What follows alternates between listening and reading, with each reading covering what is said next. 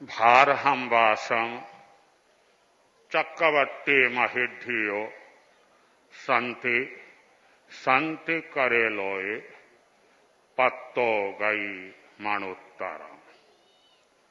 आराध्य के श्री चरणों में वंदन।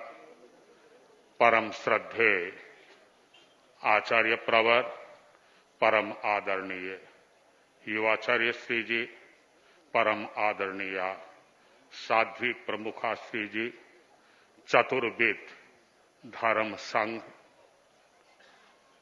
मर्यादा का यह महोत्सव अनुशासन का महोत्सव है और हम देखते हैं कि अनुशासन के बिना कोई भी व्यक्ति जी नहीं सकता। विकास करना तो बहुत आगे की बात है। आचार्य भिक्षु ने एक प्रसंग में कहा था कि जो व्यक्ति अपनी मर्यादा में नहीं रहता है और वह यह कहता है कि मैं साधु हूं, मेरे में 5 महाव्रत है, तो भाई उनके महाव्रतों का क्रम सर्वज्ञ ही कह सकते हैं। हमारे व्यवहार में वह वास्तव में साधु नहीं। इसलिए मर्यादा की अनिवार्यता है और जो व्यक्ति इस अनुशासन के साथ रहता है वह मर्यादा विकास के लिए भी जरूरी और मर्यादा जीवन के लिए भी जरूरी।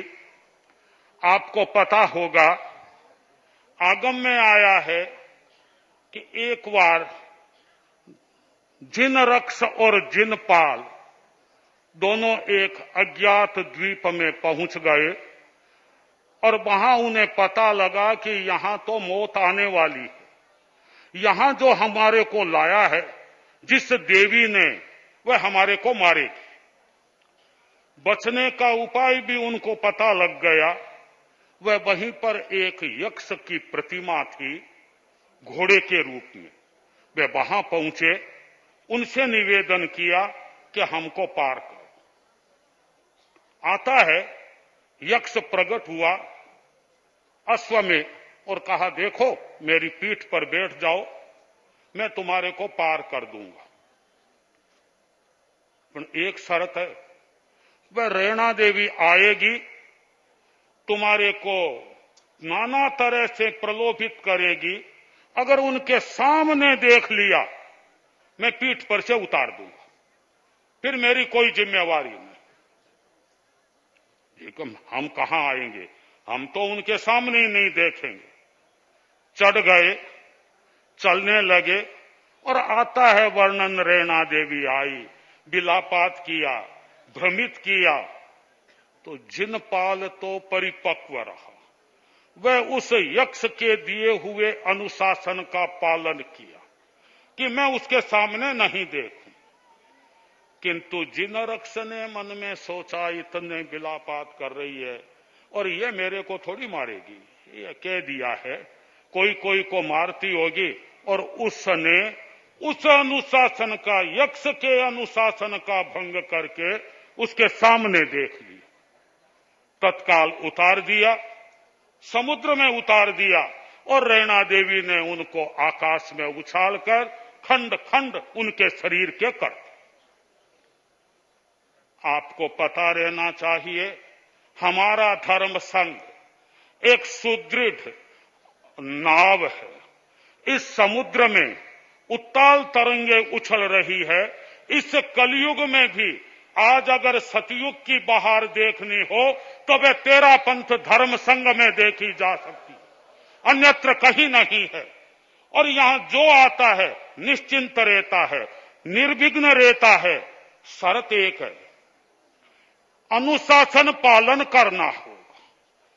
संघ का अनुशासन, मर्यादा का अनुशासन और अपने आचार्य का अनुशासन उनके लिए प्राण है। उसको अगर जो व्यक्ति निष्ठा के साथ पालन करता है, उन्हें कभी कोई प्रकार का झोला आ नहीं सकता। उनकी रक्षा वह क्या करता है, गुरु करता है, संघ करता है, संघ के देवता करते हैं। आप निश्चिंत रहें, अगर हम इस एक बात को ले लें कि हमें अनुशासन में रहना, जो गुरु ने कह दिया, जो हमारी मर्यादाएं हैं, उनसे हम इधर उधर नहीं हो सकते, उसके अनुरूप अपने जीवन को चलाने का प्रयास करेंगे। अगर ये क्रम, जैसा कि तेरा पंथ धर्म संघ ही एक है कि अन्यत्र हम ये सुनने को मिलता है, हमें हमारा सीना फूलता है साधुओं से, अन्य समाज की साध्वियों से कि महाराज आपका क्या कहना, आप तेरापंथी हैं, आपका अनुशासन बेजोड़ है, आपकी एकता बेजोड़ है और आपके आचार्य महान नहीं, इतिहास के एक महान नायक है। यह हम सुनते हैं, तब हमारा सीना फूलता है कि हमारा श्रावक समाज, हमारी श्राविका समाज कितनी उन्नत है। किंतु ये सीना फूलना भी हमारे दायित्व का बोध करवाता है कि हम अपने जीवन को सदा ऐसा बनाए रखें और हम हमेशा एक रूप में ऐसे रहें कि दूसरे समाज के लिए उदाहरण बन रहे हैं और आगे भी बनते रहेंगे। अगर यह संकल्प आज के दिन हमारे में हो तो मैं समझता हूं कि गुरुदेव के चरणों का पाथे जो हमें मिलेगा। और हम आज के दिन तो गुरुदेव ऐसा लगता है कि यह पूरे हिंदुस्तान का तेरापंथी समाज का प्रतिनिधित्व आपके चरणों में उपस्थित है, साधु साध्वियां आपके चरणों में उपस्थित है। आप जो इंगित करेंगे, जो अनुशासन देंगे, हम प्राणपण से उनको पालन करने का संकल्पबद्ध होकर और आज आपके चरणों में उपस्थित हैं। आप हमें जो भी अनुशासन दिलाना चाहें दिलाएं और यह देखें कि आपके शिष्य, आपके अनुशासन में चलने वाले छोटे से छोटा सदस्य किस प्रकार धर्म संघ की प्रभावना करता है, गरिमा बढ़ाता है, तो इसी गरिमा को आगे कायम रखे। ओम। हर सदस्य आचार्य प्रदत्त इंगित को, अनुशासन को स्वीकार करें। जीवन पथ का पाथेय बने वह अमर तत्व अनुशासन है, जो ध्येय बने श्रद्धेय बने वह अमर तत्व अनुशासन है। ऊपर से थोपा जाता जो ऊपर ऊपर रह जाता है, जो हो विनम्रता से स्वीकृत वह शासन ही अनुशासन है, वह शासन ही अनुशासन है। सामूहिक गीत की प्रस्तुति साध्वी वृंद। थोड़ा सा परिवर्तन करना है आज। जैसे हमारे डॉक्टरों का, चिकित्सकों का सुझाव तो यह रहा कि आप 1 घंटा काम करें फिर 1 घंटा विश्राम करें, पर यह शायद पालन ठीक नहीं हो रहा है और संभव भी नहीं है।